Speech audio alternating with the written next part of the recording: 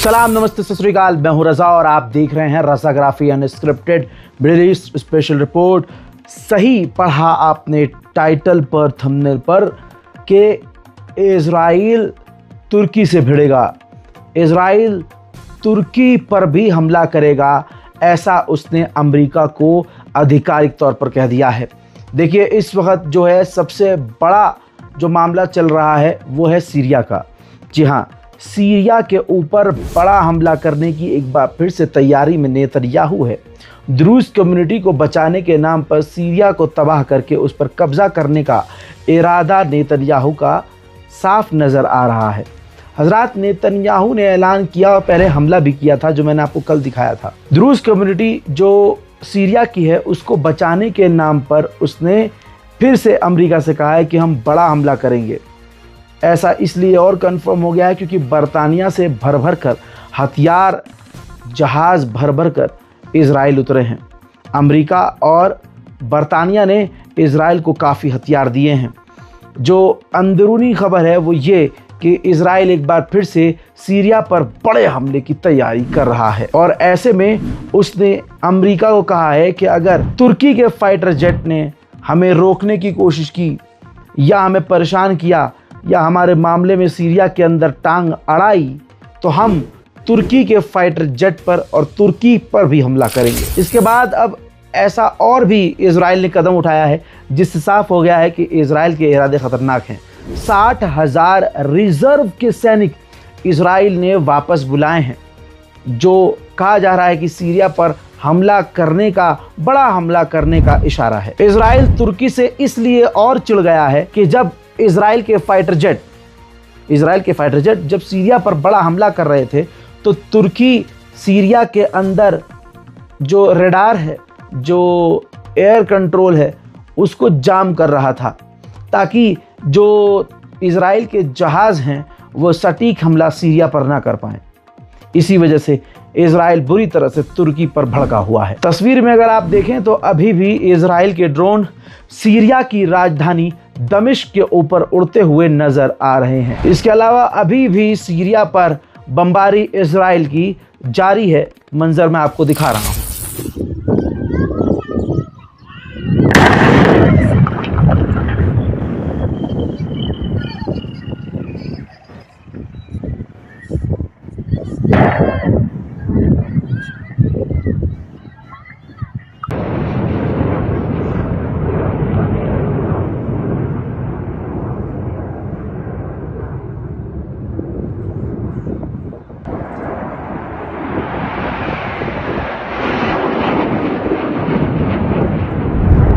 वहीं इसी दौरान रशिया के फाइटर जेट भी, तस्वीर देखिए, रशिया के फाइटर जेट भी सीरिया में उड़ते हुए नज़र आ रहे हैं। 3 देश यहाँ मौजूद हैं, 3 से 4 देश, और बेड़ा गर्क सिर्फ और सिर्फ सीरिया के आम लोगों का हो रहा है। वहीं तस्वीर देखिए, सीरिया के एयर डिफेंस सिस्टम को, जो सीरिया का एयर डिफेंस सिस्टम था, उसको इजराइल ने तबाह कर दिया है। वहीं सीरिया के अंदर इजराइल ने और फौज तैनात कर दी है। इजराइल अब द्रूज कम्युनिटी की मदद करते करते अब द्रूज कम्युनिटी को हथियार भी भेज रहा है। उधर लेबनान के विदेश मंत्री ने भी फिलिस्तीनियों को औकात अपनी दिखा दी है। उन्होंने कहा कि हमारी सरजमीन पर जो फिलिस्तीनी रेफ्यूजीज हैं उनको हथियार उठाने का, हथियार हासिल करने का कोई अधिकार नहीं है।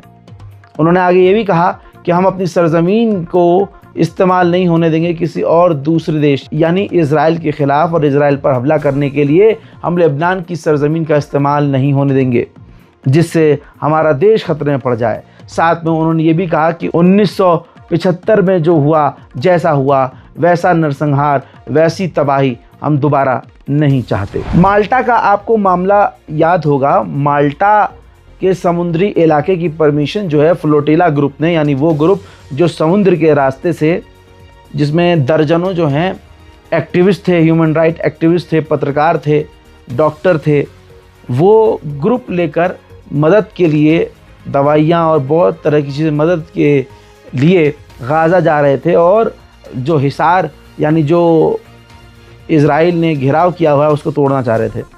तो माल्टा ने उन फ्लोटिला ग्रुप को इजाज़त नहीं दी और मजबूरी में अंतर्राष्ट्रीय वाटर के ज़रिए ख़तरनाक रास्ते से ये फ्लोटिला ग्रुप जो है आगे बढ़ रहा था, जिसका पूरा भरपूर फ़ायदा उठाते हुए इजराइल ने भारी तबाही मचाई और उनकी शिप को तबाह कर दिया। अब उसके बाद जब शिप तबाह हो गई तो उस शिप पर जो मौजूद लोग थे वो रिक्वेस्ट करने लगे माल्टा से कि हमारा जहाज़ तबाह हो गया है, मेहरबानी करके आप हमें अपने मुल्क में कुछ दिन के लिए रोक लें ताकि हमारी जान बच जाए और हम ख़तरे से बाहर आ जाएं।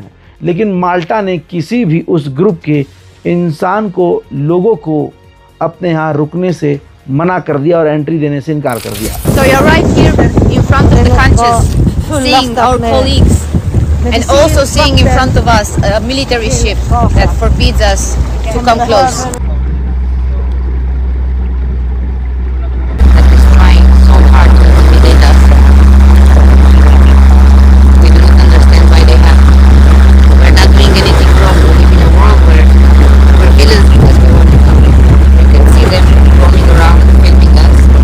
It's fine. Ship intimidation tactics. That's our other boat that we came with, and here they are. That's our conscience. All this military for what? For civilians. Yes, and they are taking pictures of us. Nice. Blow them a kiss. वहीं Israel के पत्रकार का ये tweet देख लीजिए जिसमें ये कहता है, लिखता है कि मैं देखना चाहता हूं कि क्या गाजा के लोग भूखे मरे। देखिए दोस्तों, ये इजराइल के यहूदियों की सोच है। गजा के अंदर बुरा हाल है, मदद 60 दिन से रोकी हुई है। तस्वीर आपके सामने, जहाँ जहाँ जो लोकल लोग हैं, कोई संस्था वाले हैं, वो जैसे तैसे खाना बनाकर बांटने की कोशिश कर रहे हैं, लेकिन जिस तरह की भीड़ आप देख रहे हैं इससे आप समझ सकते हैं कि हाल कितना बुरा है। बड़े सुकून से आप खाना खा रहे हैं और खाना खाते में भी बहुत लोगों के नखरे होते हैं, ये नहीं खाऊंगा और वो नहीं खाऊंगा और अभी नहीं खाऊं। हजरात ज़रा इस तस्वीर को देख लीजिए, जिगर फट जाएगा।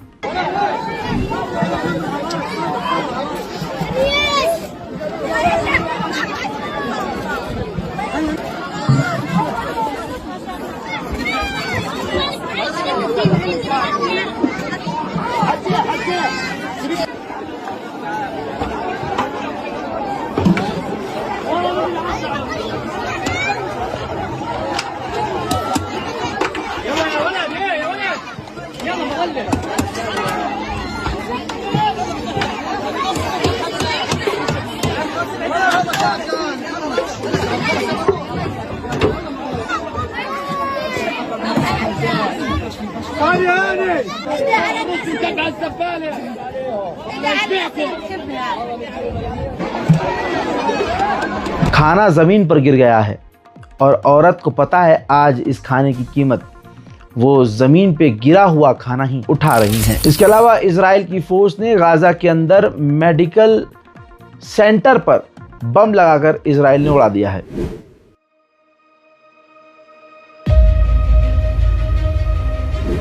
वहीं प्रधानमंत्री नेतन्याहू ने भी गाजा के अंदर हमलों को बढ़ाने का इशारा कर दिया है, अप्रूवल दे दिया है। आप खामोश रहिए, सऊदी अरब तो बिक ही गया है और हम भी अपना ज़मीर बेच चुके हैं। पिछले 24 घंटे में इजराइल ने 77 से ज़्यादा फिलिस्तीनियों का कत्लेआम कर दिया है। वहीं दूसरी तरफ रिपोर्ट ये आ रही है कि भूख की वजह से 53 से 54 फिलिस्तीनी मारे गए हैं। वहीं नेतन्याहू जो है अज़रबैजान जाने वाले थे, मैंने आपको परसों बताया था, लेकिन इजराइल ने पता नहीं क्या नोटिस किया और क्या उसको इनपुट्स मिले कि अज़रबैजान के दौरे को नेतन्याहू ने रद्द कर दिया। हजरात, वहीं जर्मनी के अंदर एक महिला जो बुजुर्ग महिला हैं, वो फ़िलिस्तीन के लिए समर्थन में उतरी थी और फ़िलिस्तीन के लिए बोल रही थी, जिन्हें वहाँ की सिक्योरिटी ने बाद में गिरफ्तार कर लिया।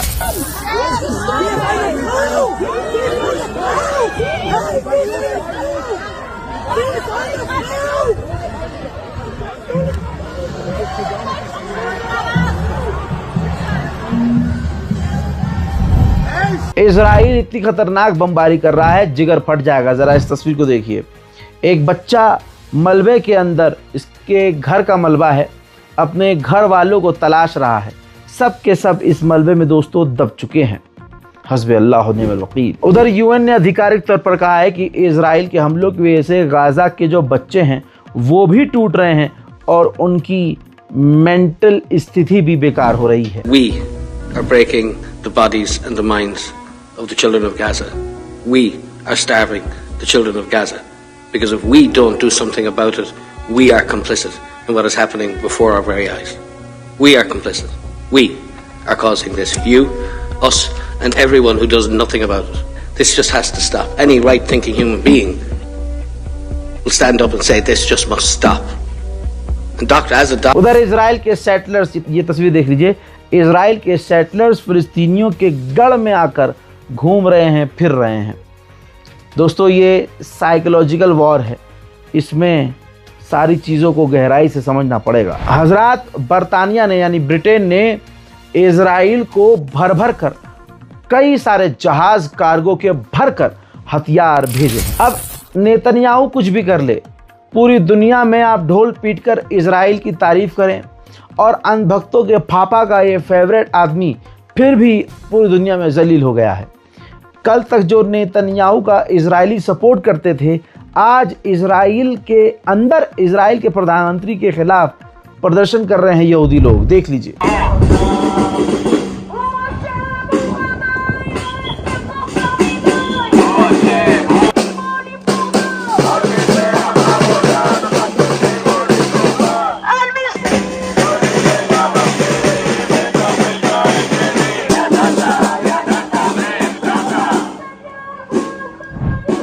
हजरात, एक खूबसूरत वीडियो मैं आपको दिखाना चाहूँगा। इंडोनेशिया ने आधिकारिक तौर पर हज़ारों फ़िलिस्तीनियों को अपने मुल्क में ले लिया है। उनका मुफ्त में वो इलाज करेगा और फिर उनको वापस यहाँ भेजेगा।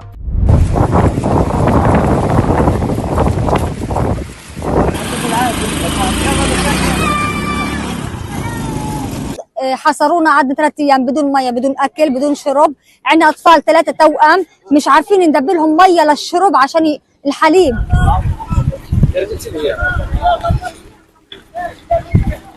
جد يعني مش عشان الكبار، عشان الاطفال يعني خافوا تلمسوا، مش عارفه ايش بدهم اكثر من مجاعه هناك يعني وضع سيء। हजरात मोहतरम, मिडिल ईस्ट स्पेशल रिपोर्ट में इतना ही।